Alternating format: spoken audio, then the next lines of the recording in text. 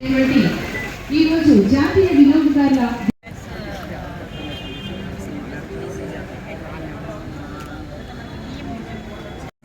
చర్యల గురించి అలాగే అవగాహన గురించి తెలియచేసేటటువంటి ఈ స్టాల్స్ ను సందర్శిస్తూ ఉన్నారు. IAS collector CS east Godavari వారు వేదికపైకి ఇచ్చేస్తూ ఉన్నారు.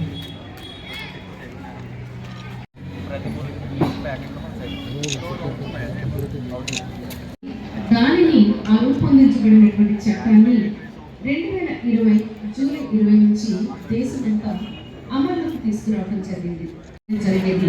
మరి టెక్నాలజీ పెరగడంతో ఆన్లైన్ ట్రాన్సాక్షన్స్, ఈ ట్రాన్సాక్షన్స్ చాలా రకాలైనటువంటి టెక్నాలజికల్ గ్యాడ్జెట్స్ని కానీ లేకపోతే నగదు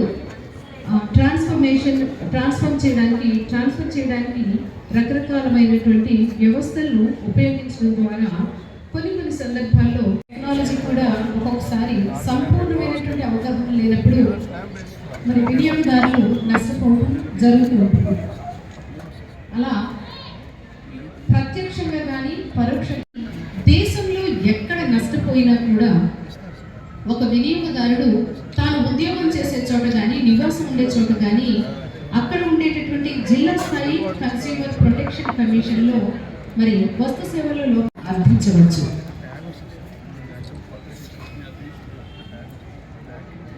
మరి మన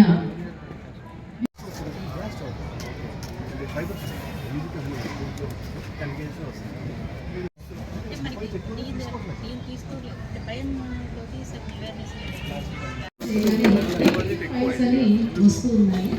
వాటిని కనుక మీరు క్లిక్ చేసినట్లయితే ఒక్క క్లిక్తో మీ అకౌంట్లో ఉన్నటువంటి నగదు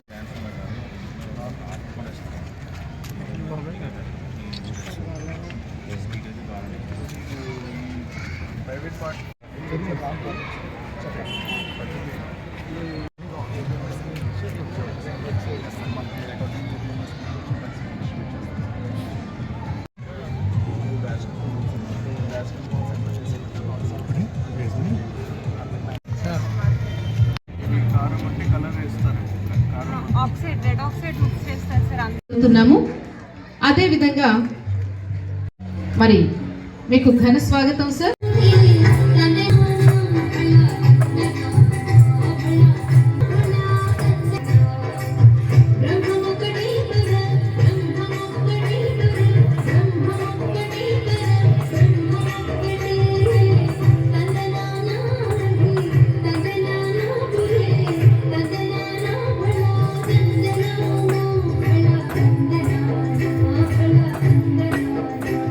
నమోస్తుతే అంటూ దీపలక్ష్మికి నమస్కరిస్తూ ఇక్కడ జ్యోతి ప్రజ్వలన చక్కగా సాగుతోంది.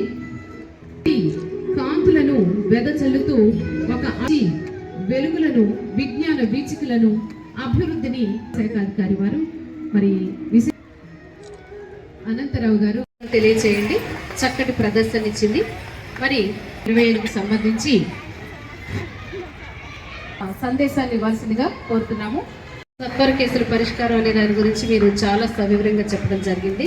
మేఘస్వరూప్ ఐఏఎస్ కలెక్టర్ పౌర సరఫరాలు తూర్పుగోదావరి జిల్లా వారిని తమ విరుద్ధమైన వస్తువులను నివారిస్తాను, అన్యాయమైన ప్రోత్సహిస్తాను మరియు ఆన్లైన్లో వస్తువులు, పేలవమైన సేవలు మరియు వ్యతిరేకంగా నేను నా ఫిర్యాదు చేయడానికి కూడా ముందు ఈ చిన్నారికి సర్టిఫికేట్లు అలాగే బహుమతిని కూడా క్యాష్ అవార్డును కూడా అందించాల్సిందిగా కోరుతున్నాము.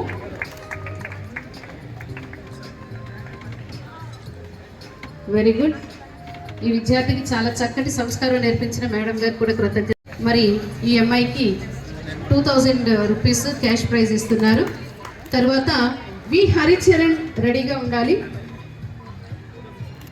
వి హరిచరణ్ జెడ్పీహెచ్ఎస్ కోటికేశ్వరం ఇంగ్లీష్ మీడియం విద్యార్థులకి మీ ఆశీస్సులను కరతాళ ధ్వనుల రూపంలో తెలియచేయండి. తర్వాత కే మాధురి సిద్ధంగా ఉండాలి. కే మాధురి, తర్వాత కే భావనాశ్రీ రెడీగా ఉండాలి. మరి ఫస్ట్ ప్రైజ్ వచ్చినటువంటి విద్యార్థులందరూ కూడా విజయవాడలో ఉన్నారు. వారికి 5,000 రూపాయలు. సెకండ్ ప్రైజ్ 3 మీడియంలో ఎలక్యూషన్లో ఈ అమ్మాయి సెకండ్ ప్రైజ్ పొందింది. 3,000 rupees cash prize. Third prize తెచ్చుకుంది 2,000 రూపీస్. 2,000 రూపీస్. మీరు కూడా అటు ఉండండి. అమ్మాయి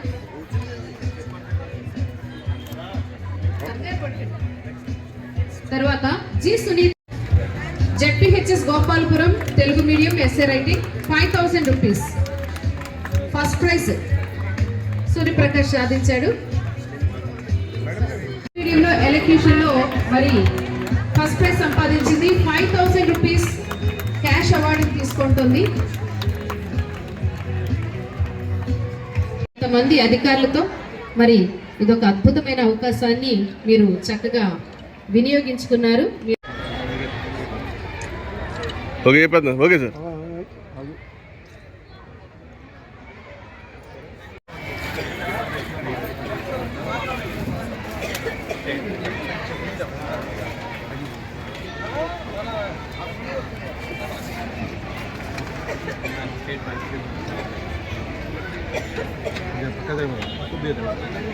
వినియోగదారుల అవగాహన కొరకు రచించినటువంటి మన జిల్లా కన్జ్యూమర్ కోర్టు కూడా రావచ్చు. ఇప్పుడు ఎందుకు చెప్తున్నానంటే జిల్లా కన్జ్యూమర్ కోర్టుని చూజ్ చేసుకుంటున్నారు ప్రజలు. ఎందుకంటే స్పీడీ డిస్పోజల్ అక్కడ జరుగుతూ ఉంది. చట్ట ప్రకారంగా అక్కడ ఏ కంప్లైంట్ వచ్చినా మనకి ఏ కంప్లైంట్స్ ఈ చట్ట పరిధి శ్రోతలు ముందుకు అడ్రస్ చేసిన వాళ్ళు చెప్పి ఉండొచ్చు మీకు, అది తర్వాత చెప్తాం. అది స్పెషల్, అది స్పీడీ డిస్పోజల్లో ఇచ్చారనమాట. ఈ చట్ట ప్రకారంగా 2019 చట్టం పిల్లలందరూ కూడా వేరే యాక్ట్ అనేది ఉంటుంది. అది కొనుక్కిని మన కొంచెం అవగాహన పెంచుకోవడం కోసం ఆ చట్టం కూడా కొంచెం చదువుకోవాలి. చెప్తారు, మీ టీచర్స్ చెప్తారు, మాలాంటి వాళ్ళు వచ్చి చెప్తారు, ఇదంతా ఉంటుంది. ఇన్ అడిషన్ టు దట్ పిల్లలందరూ కూడా 10th క్లాస్ నుంచి కూడా ఉన్నట్టుకున్నారు ఇక్కడ. 10th క్లాస్ అయితే 10th, 9th, 8th కంపల్సరీగా పుస్తకం చదవాలి. 2019 కన్జ్యూమర్ ప్రొటెక్షన్ యాక్ట్ 2019 చట్టం ఒకటి ఉంటుంది, 100 రూపాయలు ఉంటుంది. అది మీరు అందరూ చదవాలి, చాలా మంచిది. తర్వాత దాని గ్రాడ్యుయేషన్ లెవెల్ వరకు అన్ని డిగ్రీ కోర్సుల్లో కూడా ఇంట్రడ్యూస్ చేశారు. ఎలాగో లా కోర్సులో ఎట్లాగో సబ్జెక్ట్ మ్యాటర్గా ఉంది అది. రెండోది, ఇది ఈ చట్టంలో తీసుకొచ్చిన కంప్లైంట్స్ మీద కోర్టు ఫీజు చాలా నామినల్, చాలా తక్కువ. పబ్లిక్ ఏమి పెద్ద బడ్జెట్ కాదు. కంప్లైంట్ పోస్టల్ ద్వారా పంపవచ్చు, రిజిస్టర్ పోస్ట్ ద్వారా మేము స్వీకరిస్తాము, డైరెక్ట్గా ఫైల్ చేయొచ్చు కోర్టులకు వచ్చి. అడ్వకేట్లను కూడా ఎంగేజ్ చేసుకోవాల్సినటువంటి అవసరం ఏమీ లేదు. అది ఒక సౌలభ్యం ఉంది కోర్టులో. అదే జిల్లా కోర్టులో అయితే కంపల్సరీగా అడ్వకేట్ ద్వారానే కంప్లైంట్ వెళ్తుంది. మీరు వెళ్ళి అక్కడ అడ్రస్ చేయడం అన్నది చాలా అరుదుగా ఉంటుంది. కానీ మన కోర్టు, కన్జ్యూమర్ కోర్టు అయితే మన బాధితుడు ఎవరైనా వచ్చి వాళ్ళ యొక్క ఆ గ్రీవియన్స్ని అడ్రస్ చేసే కాగితం మీద రాసిస్తే కంప్లైంట్ రూపేనా దాన్ని తర్జుమా చేస్తారు మా స్టాఫ్ అంతాని. ఏర్పాటు చేయడం జరిగింది. దాన్ని మన growing economy, digital economy, e commerce అవన్నీ దృష్టిలో పెట్టుకొని మళ్ళీ 2019లో కొత్త చట్టంని పెట్టి దాన్ని పాస్ చేయడం జరిగింది. ఈ చట్టం ద్వారా ఈ కామర్స్ లావాదేవీలు కూడా చట్ట పరిధిలోకి తీసుకువచ్చి వినియోగదారులకు మరింత రక్షణ కల్పించడానికి ముందుబాట వేయడం జరిగింది. ఒక థీమ్ వచ్చి డిజిటల్ న్యాయపాలన ద్వారా సమర్థ సత్వర పరిష్కారం.